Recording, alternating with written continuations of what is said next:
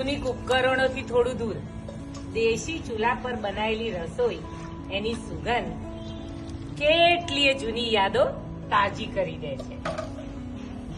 લાકડા અને અગ્નિમાં બનેલી રસોઈ એ માત્ર સ્વાદિષ્ટ જ નહીં, આરોગ્યવર્ધક પણ છે.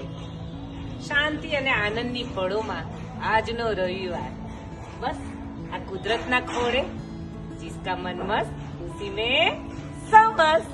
You have a great day. Happy Sunday. રવિવાર છે, મજા કરો, મજા.